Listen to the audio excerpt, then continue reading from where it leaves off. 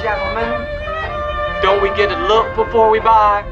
Kids, you can look all you want. I lived with an parent, and I was an only child with her. My father had a whole other family, and I was very close to them, but that shaped me. And then I just thought, you know what, it was my turn to tell my version and my truth, good and bad. The place that I've gotten to now is a sense of truly my own control. She was just 12 years old when she was thrust into the spotlight, playing roles that no child should ever have to. Brooke Shields, a name that would become synonymous with Hollywood exploitation. But behind the glitz and glamour, there was a dark reality. I think Brooke's sort of like a work of art, and like any beautiful painting. I think the world should enjoy Brooke and view her. What was it like growing up under the relentless gaze of the camera, with a mother who seemed more interested in fame than her own child's well-being? And how did this experience shape Brooke's life and career? We're diving into the disturbing truth of how Brooke Shields was pimped into Hollywood by the one person she should have been able to trust the most. You know, we spend our lives running away from or running towards our mothers. But what you're about to hear isn't just Brooke's story. It's a tale of Hollywood's obsession with youth, innocence, and the price many child stars pay for fame. From exploitation to mental and emotional scars, this is the dark side of childhood stardom. Imagine being a child and becoming the face of a controversy so deep, so disturbing, that it still raises eyebrows decades later. Brooke Shields wasn't just any child star. She was a symbol, an object, a product of a Hollywood machine that saw nothing wrong with sexualizing a girl who hadn't even hit puberty. What am I bid, gentlemen? Don't we get to look before we buy? Kids, you can look all you want. At just 12 years old, Brooke played a young escort in the movie Pretty Baby. But this was just the beginning. What kind of mother allows her child to be placed in such a role? And what kind of industry welcomes it with open arms? We'll uncover the shocking truth about how Brooke Shields' mother, Terry Shields, played a pivotal role in pushing her daughter into a world of exploitation. And it didn't stop there. From provocative photo shoots to suggestive roles in movies like Blue Lagoon and Endless Love, Brooke's childhood was far from ordinary. But was she a victim of circumstance, or was something far more sinister at play? This is the untold story of Brooke Shields, Hollywood's youngest and most controversial star. Brooke Shields was born into a world where her beauty was her most valuable asset. At least that's what her mother believed. Terry Shields, a single mother and aspiring actress, saw in Brooke a ticket to the life she always wanted. From the moment Brooke was born, Terry's plan was set in motion. Brooke's career began almost as soon as she could walk. Modeling jobs followed, and soon she was the face of major brands. But it wasn't long before Terry's ambitions took a darker turn.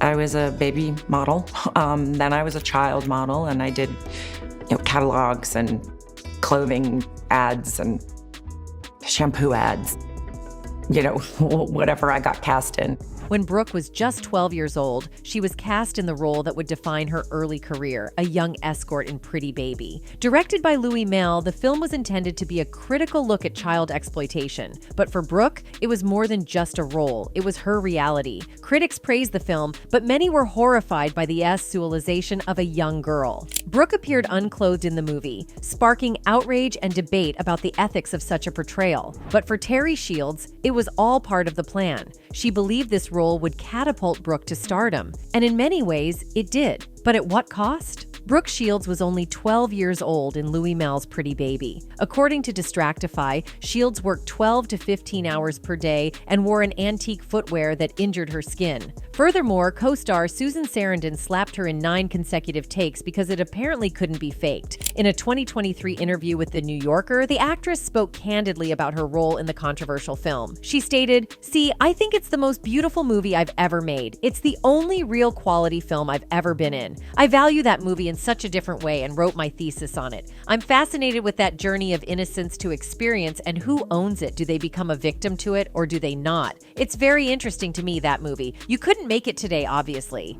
Through all of it, it was a beautiful film. I think to this day it's the most beautiful film I've been in. In addition, Shields even spoke about his experience working with actress Susan Sarandon, who played her mother in the film. She said, "I wanted so much approval from her, as a woman, as an actress, as a mom. She was a maternal figure for me in the film, and she was very serious. I never felt like I got approval from her. I was a golden retriever puppy. That was me off camera. On camera, my character, Violet, has this very stoic reaction to her mother. During the slapping scene, I remember that's when I switched the way that I reacted toward her. The role in Pretty Baby opened doors for Brooke, but it also set a disturbing precedent. Brooke was no longer just a child actress. She was a commodity marketed for her beauty and S appeal, even though she was barely a teenager. Following Pretty Baby, Brooke's career continued to soar, but the roles she was offered only became more provocative. In The Blue Lagoon, she portrayed a teenage girl stranded on an island, exploring themes of S and adolescence. The film was another hit, but it further cemented Brooke's image as a S-sualized child star. Brooke later revealed that she had to wear a body double for some of the more explicit scenes, as she was still underage, but the damage was done. The world now saw Brooke Shields as a symbol of youthful S, a role she never asked for but was forced to play. Her next major role in Endless Love continued this trend. Once again, Brooke was cast in a film that focused heavily on the physical aspects of adolescence. The movie was a box office success, but the controversy surrounding Brooke's roles only grew. The appealing part of these sort of unbelievably larger-than-life characters, these addicted people, these fabulous, is that they have that appeal, and they're beguiling. But what was happening behind the scenes? Brooke's relationship with her mother, Terry, was complicated. Terry was more than just a manager. She was a domineering presence in Brooke's life, making decisions that would have lasting impacts on her daughter's mental and emotional well-being. Terry Shields was known for her controlling behavior, and many believe she pushed Brooke into these roles to live out her own dreams of stardom. But despite how critics often viewed Terry's complicated relationship with her daughter, Brooke always said their bond was much deeper than many could understand. As she said in a statement following her mother's death in 2012, "My mother was an enormous part of my life and of who I am today. I loved her, laughed with her, and respected her," she said at the time. And although she had her share of struggles, she was my mom. Terry died at the age of 79 after a long illness with dementia. For context, Terry was born in Newark, New Jersey in August 1933. Before the birth of Brooke, her only child, she worked various jobs. She was a hairstylist, a makeup artist for Lord & Taylor, and a model in her own right. In 1964, Terry wed Frank Shields Jr., the son of top-ranking tennis player Frank Shields Sr. He was a businessman who worked in marketing and sales for Revlon and Estee Lauder in New York City. He also formed his own real estate firm, Frank Shields Associates, in Palm Beach, Florida in 1989. Frank and Terry's marriage didn't last long, ending shortly after Brooke was born in 1965. The couple divorced in 1966 when their daughter was 5 months old. While the young actress was primarily raised by her mother, she often visited her father and stepmother and maintains a close relationship with her 3 half-sisters and the 2 step-siblings from her stepmom's previous marriage. I lived with a parent, and I was an only child with her. My father had a whole other family, and I was very close to them, but that shaped me. During a 2023 appearance on The Drew Barrymore Show, Brooke told host Drew Barrymore that her mom didn't date after her divorce from Frank because she was in love with me. "I was her main focus, and both of us were going to be cut off from our S," she said. "I was going to stay a virgin. She was going to be just Terry terrific and being there. So it's so layered, and it's so needy, and it's so sad and broken." Despite the opinions the public had about Terry's momager role throughout her daughter's childhood, Brooke felt protective of her mom and defended her actions. "It's so innate when you're an only child of a single mother," Brooke told the Sunday Times in a March 2023 interview. "All you want to do is love your parent and keep them alive forever, and so I wanted to protect her," she said of their mother-daughter relationship. "And by virtue of protecting her, I was justifying everything, and that solidified that bond between us." As Terry grew older, the young actress saw her mother struggle with.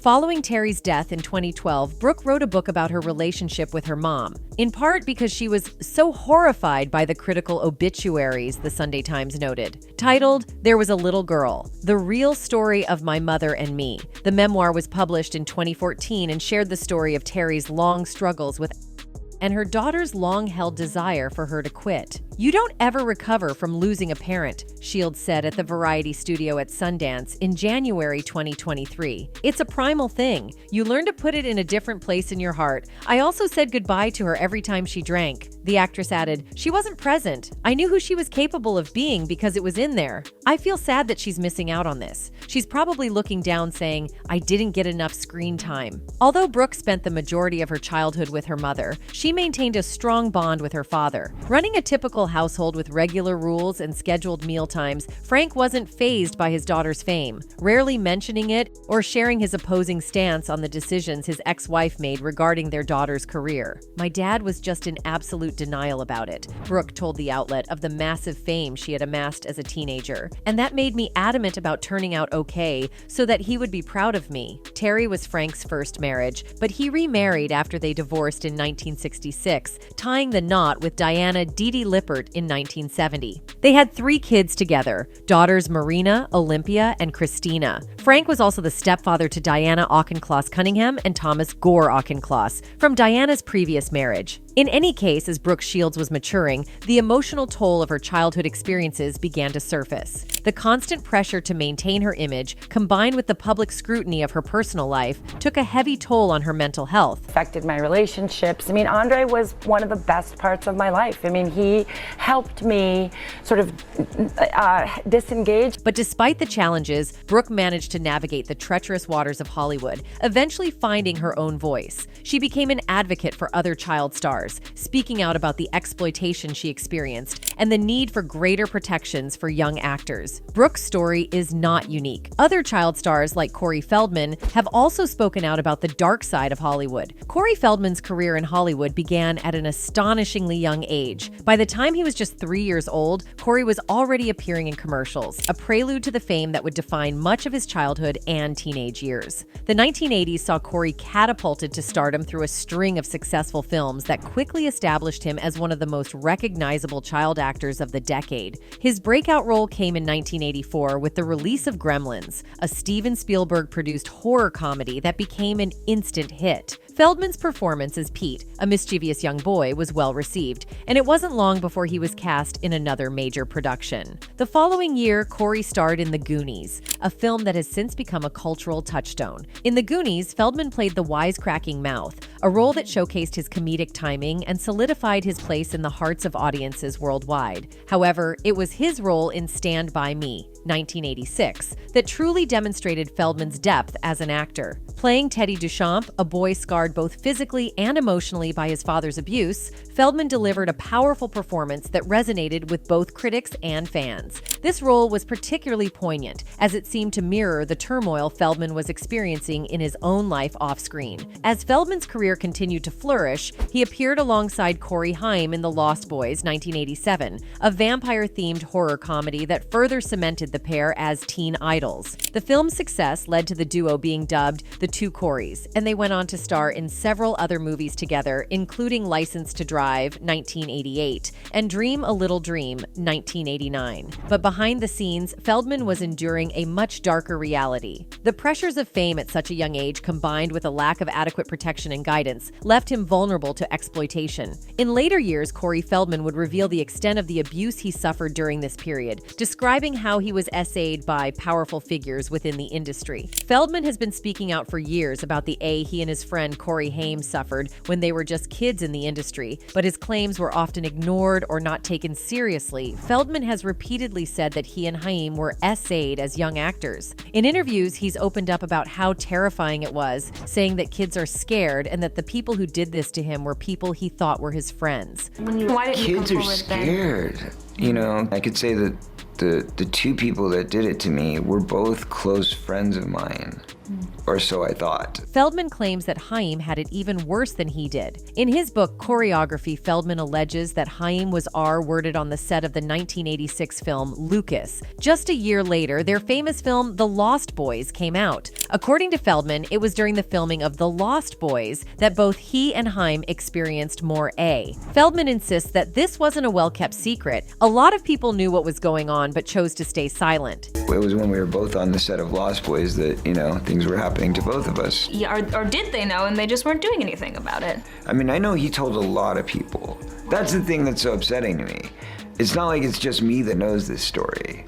Other people know. A lot of people know. In 2013, Feldman appeared on The View and was adamant that the perpetrators were still out there, continuing their predatory behavior. They're some of the richest, most powerful people in this business. But he said he couldn't name names because of California's statute of limitations laws. Feldman even gave specific examples of how these predators operated, like how they would single out better-looking younger kids and take them to after-parties where unspeakable things happened. They would pull away the better-looking younger kids and keep them for their own after party, and it would turn into a pool party. And then they'd have their rules. Oh, there's no swimsuits on in the pool. Corey Feldman has been vocal about alleged dark activities within Hollywood from the outset. However, as he became increasingly outspoken, certain individuals within the industry began to suppress his voice, hindering him from further disclosure. Some notable individuals who attempted to silence him were unfortunately women. The exploitation he faced was not just physical, but also emotional, as he was often isolated from his peers and forced to navigate the complexities of stardom without the support of a stable family environment. As Corey transitioned from child star to adult actor, the unresolved trauma from his childhood began to manifest in self-destructive behaviors. By the time he reached his late teens, Feldman was struggling with substance abuse, a common issue among former child stars who had been thrust into the spotlight too early. Became a way for him to cope with the pain and confusion that had accumulated over years of exploitation. His addiction issues were highly publicized, further complicating his attempts to maintain a stable career. In the late 1980s and early 1990s, Corey's life began to spiral out of control. His once promising career was derailed by his struggles with addiction, leading to a series of legal issues, including arrests for possession. The transition from beloved child actor to troubled young adult was stark, and the industry that once celebrated him now seemed eager to distance itself from his personal troubles. Despite these challenges, Corey Feldman has shown remarkable resilience. He eventually sought help for his substance abuse issues and began to speak openly about the abuse he suffered as a child star. Feldman has been an outspoken advocate for child actors, using his platform to raise awareness about the dangers of exploitation in Hollywood. Corey's story, like Brooke's, is a stark reminder of the dangers that young actors face in an industry that often prioritizes profit over protection. The parallels between their experiences are chilling. Both were sexualized at a young age. Both struggled with their identities as they grew older, and both have spoken out about the need for change in the way Hollywood treats its youngest stars. But it's not just Brooke and Corey. Hollywood has a long history of exploiting child actors, turning their innocence into a product to be bought and sold. The emotional and psychological scars that result from this exploitation are often deep and long-lasting, affecting these stars well into adulthood. For many, the fame and fortune are not worth the pain and suffering they endure. Despite the hardships she faced, Brooke Shields has managed to carve out a successful career for herself as an adult. She has used her platform to speak out about her experiences and to advocate for better protections for child actors. In 2021, Shields launched her own company, Beginning Is Now, an online platform for women, which came out of this newfound confidence. I feel stronger. I feel less burdened by, oh, what do they think of me?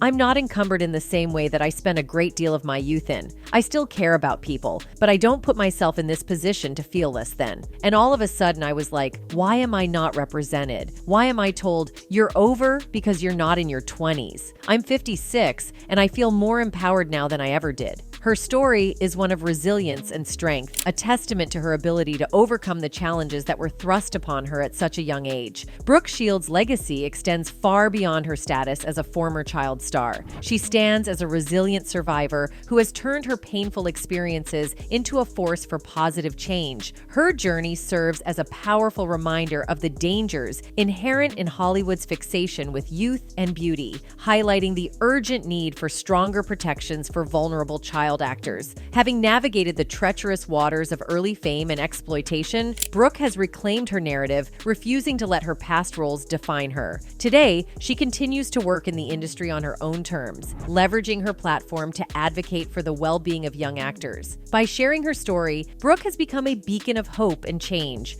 pushing for reforms that address the systemic issues of exploitation and abuse in Hollywood. Her advocacy is a call to action for the industry to create safer environments for future generations of child stars. Brooke's transformation from a victim of exploitation to a powerful advocate underscores her strength and commitment to ensuring that no other child has to endure the same challenges she faced. Anyway, that's it for this video, folks. Bye.